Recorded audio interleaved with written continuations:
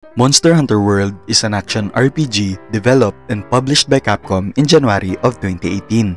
And recently, there has been a rise on the numbers of returning players and those who are playing the game for the first time, like me. Why, you ask? I don't know. I have no clue at all. And that is why today, I, King Wawa, is going to show you my first impressions as a new player in Monster Hunter World. Starting with the first thing I did going into Monster Hunter World for the first time, the character creation. This is where I spent countless hours of my time carefully creating a character that resembles me, only to realize I was gonna wear a helmet later on. But the wide variety of customizations you could do to your character is always great to have in a game. For me at least, makes me feel different, makes me feel special. And also, there's cats in this game, 10 out of 10. Next thing that got my attention is the aesthetics of the game.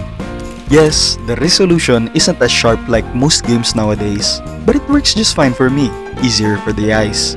With the realistic art style and the architecture of maps, so impressive that you couldn't help yourself but stop and appreciate its beauty.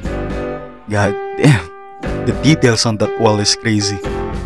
Moving on to gameplay. Based on my understanding, the flow of the game is very simple. You do main quests again and again and again and again and again and again and again until you can't kill the monster in your current quest anymore. Then that's when you start to grind materials to craft better gears, so you could proceed. This is where you're gonna spend most of your time playing this game, or what we call the grinding phase. It might sound tedious and boring, but surprisingly, it wasn't. So the quests in this game, based on my understanding at least, is split into 3 types: hunting, gathering, and story quests. What? You do hunting in Monster Hunter? You hunt either a huge monster or small monsters, and sometimes, you even hunt multiple monsters at once.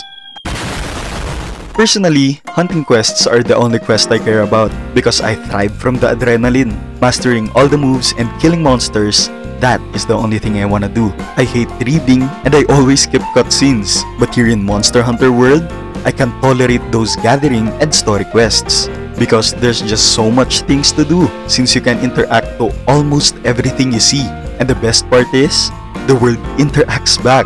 Like these plants for example, they hide whenever you get close.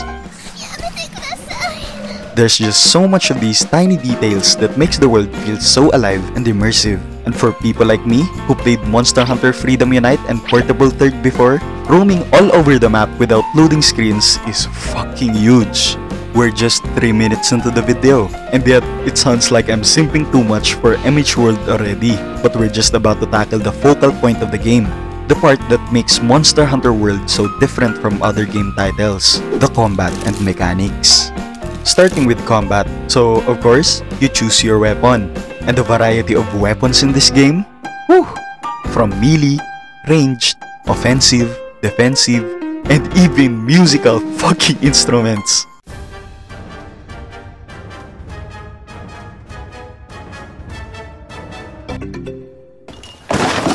There's a lot of options that may appeal to your preference. To be exact, the game offers you a total of 14 weapons with different moves and playstyles. And I'm a weeb, so it's kinda mandatory that I choose longsword. So the longsword alone have 7 different moves that are triggered by different buttons, and 2 more moves if you have the Iceborne version, not including the items, mounting, and clutch claw mechanics. Having all those movesets might sound complicated, but if you start getting comfortable with them, it makes you feel like you yourself is fighting against the monster. And god damn! It's so fun mixing all those moves and creating cool looking plays just like this one.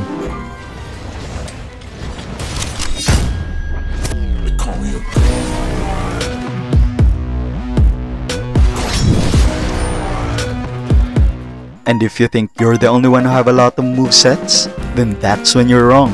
Because the monsters in this game also have multiple attack patterns and gimmicks that varies from one monster to another. Some moves are repeated like biting or the tail whips, but each monster have some moves that's only exclusive to them, which makes them different from the others. And if you're wondering how much monsters are there, take a guess real quick. Wrong! There's 94 monsters in total, and every monster is a different experience. Some are fast, some are slow, and some are a camera?